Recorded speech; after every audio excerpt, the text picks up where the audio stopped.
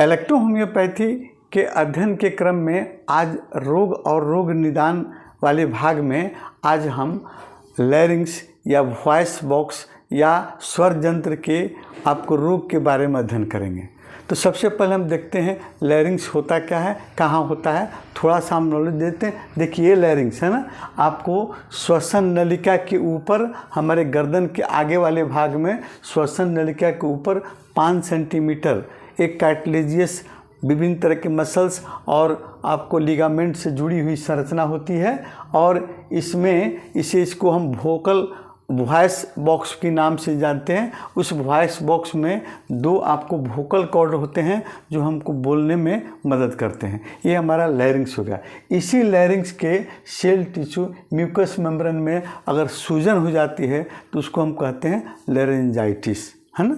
तो लेरेंजाइटिस 2 प्रकार का होता है, एक होता है एक्यूट लेरेंजाइटिस और दूसरा होता है आपको क्रोनिक लेरेंजाइटिस, है ना। तो क्रोनिक लेरेंजाइटिस और एक्यूट लेरेंजाइटिस, पहले एक्यूट लेरेंजाइटिस होता है, धीरे धीरे बार बार वो आपको क्रोनिक अवस्था में पहुंच जाता है।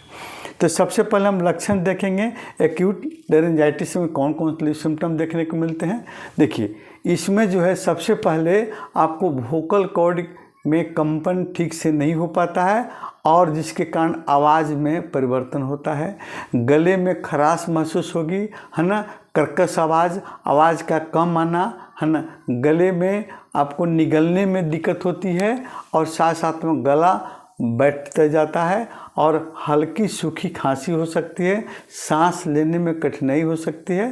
ये आपको कभी कभी हल्का बुखार भी देखने को मिलता है। ये है आपको एक्यूट आपको लेरेंजाइटिस का सिम्टम। ये जो है स्वतः 2 से 3 सप्ताह में स्वतः ठीक भी हो जाता है, नॉर्मल आपको इलाज में भी ठीक हो जाता है ना। आगे हम देखते हैं क्रोनिक लेरेंजाइटिस। तो क्रोनिक लेरेंजाइटिस में क्या होता है, ये जो आपका वॉइस बॉक्स है, इस वॉइस बॉक्स में 2 आपको वोकल कॉर्ड रहते हैं। इसके म्यूकस मेम्ब्रेन में या वॉइस बॉक्स के म्यूकस मेम्ब्रेन में सेल टिश्यू में आपको सूजन हो जाता है, लाली हो जाती है, उस पर छोटे छोटे फुंसी या दाने के रूप में दिखाई देने लगते हैं। और इसमें जो है आपको तीव्र खांसी, चिपचिपा बलगम आने लगता है और आपको सांस लेने में खर्राटे महसूस होती है ना। बुखार होने के कारण हल्का बुखार भी हो सकता है ना। अब देखते हैं इसके कारण। ये सारे सिम्टम क्रोनिक और आपको एक्यूट लेरेंजाइटिस के जो सिम्टम आए उसमें क्या कारण से ये आपको डिजीज होता है, इसके बाद में हम फिर इसका ट्रीटमेंट भी इलेक्ट्रोपैथ से देखेंगे, है ना। तो इसमें जो है सबसे पहले आपको देखने को मिलता है कारण आपको वायरल या बैक्टीरियल इन्फेक्शन के चलते, है ना, आपको ये लेरेंजाइटिस आपको प्रभावित होता है ना। और गर्दन पर सर्दी लगना, एक बैग आपको सर्द गर्म या गर्मी से आप आए हैं, अब तो ठंडा का प्रयोग कर लिए, पेय पदार्थ कोई ठंडा जैसे कोल्ड ड्रिंक्स या फ्रिज का पानी आप पी लेते हैं तो उस समय भी अटैक करता है ना। वायुमंडलीय एलर्जन के चलते भी आपको एक रोग होने मतलब होते हैं। और धुआं, धूलकण और विभिन्न तरह के फैक्ट्रियों की धुआं से भी आपको वायुमंडलीय एलर्जन में ये आपको डिजीज देखने को मिलते हैं। तेज़ गर्म खाद्य पदार्थ का प्रयोग या गर्म चाय कॉफ़ी आप पी लेते हैं उस समय भी आपको ये इफेक्टेड हो सकते हैं। या कभी कभी आप तीव्र जोर की आवाज़ में गाना गाते हैं, चिल्ला चिल्ला कर गाना गाते हैं या भाषण देते हैं, तब वोकल कॉर्ड पर इसका इफेक्ट पड़ता है और ये इन्फेक्टेड हो जाता है। कभी कभी ये वोकल कॉर्ड पर चोट लग जाता है ना, तभी भी ये आपको डिजीज देखने को मिलता है। कभी कभी सर्दी, खांसी, चेचक, इन्फ्लुएंजा के बाद भी आपका वोकल कॉर्ड या वॉइस बॉक्स इफेक्टेड हो सकता है और उसमें विभिन्न तरह के सिम्टम आपको देखने को मिलते हैं। क्रोनिक लेरेंजाइटिस में आपको क्रोनिक लेरेंजाइटिस में आपको तीव्र खांसी, निगलने में ज़्यादा दिक्कत होने लगती है, बार बार ये अटैक करता है ना।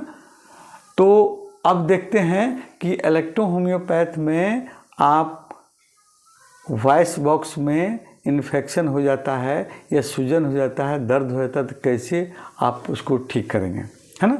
तो सबसे पहले आपको हम एक्यूट, है ना, एक्यूट लेरेंजाइटिस में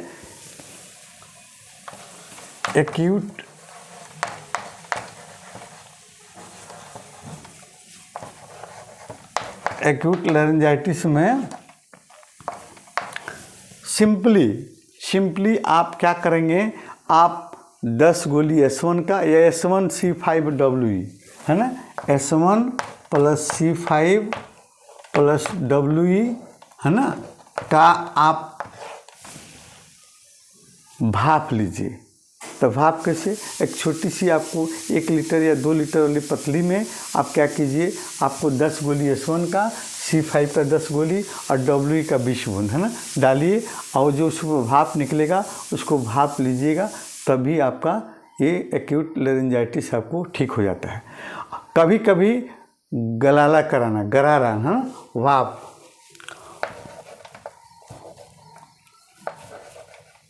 भाप लेना। दूसरे नंबर में आप गरारा भी करा सकते हैं, गार्गल।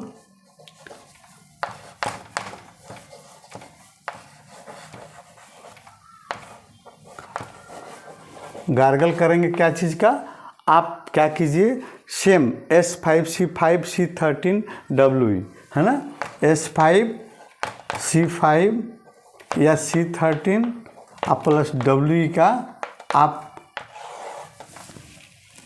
1 गिलास 200 ml पानी में, सुसुम पानी में आप इसकी 10 गोली S5 का, 10 गोली C5 का, 10 गोली आपको C13 का, C5 या C13 और WE का 20 बूंद डालिए और गार्गल कीजिए है ना, तो फिर आपका ये रोग आपको आराम हो जाएगा एक्यूट लैरिंजाइटिस में।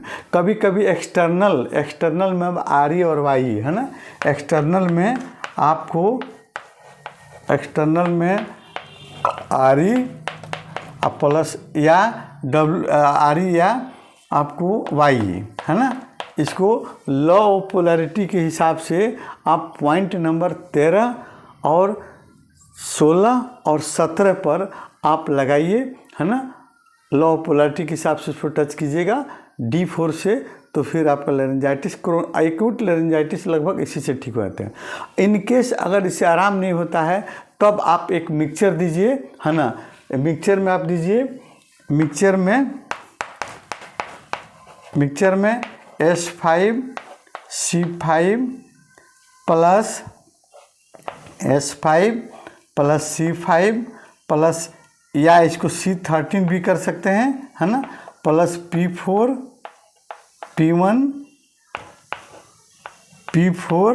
है ना, और WE है ना, इसका आपको थर्ड डाइल्यूशन में है ना, थर्ड डाइल्यूशन में मिक्सचर पिलाइए, आपको तुरंत आराम होगा है ना।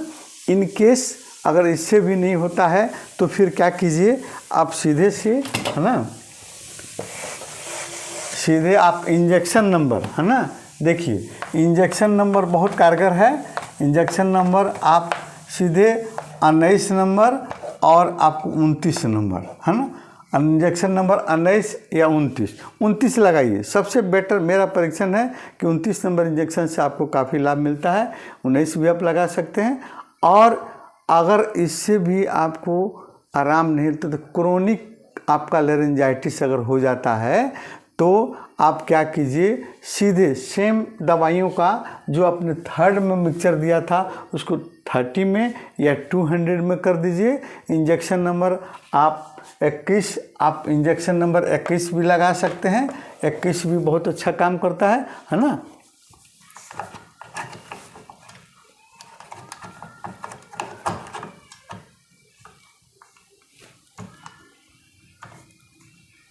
इक्कीस नंबर इंजेक्शन भी आप इसमें लगा सकते हैं, बहुत अच्छा काम करता है। अगर आप इससे बचाव अगर करना चाहते हैं, मतलब लैरिंजाइटिस आपको बार बार नहीं हो, तो आप वायरल इन्फेक्शन से बचिए। डस्ट, जहाँ गर्दा गुर्दी हो रही है, वहाँ डस्ट हो रहा है, वहाँ पर आप मत जाइए या मास्क का प्रयोग कीजिए। इसके अलावा गर्मी से आइए और तुरंत ठंडा खाद्य पदार्थ कोई मत लीजिए है ना, ठंडा पेय पदार्थ मत लीजिए है ना, तो आप सुरक्षित रहेंगे। या आप अगर नशा करते हैं, स्मोकर हैं, तो फिर वहाँ पर भी इससे बचाव कीजिए, आप लैरिंजाइटिस आप रोग से बचेंगे।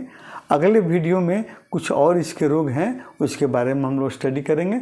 जैसे आपको लैरिंग्स में आपको अल्सर हो जाना, घाव हो जाना, या आपको उसमें आपको ट्यूमर बन जाना है ना, इस पर भी हम लोग स्टडी करेंगे।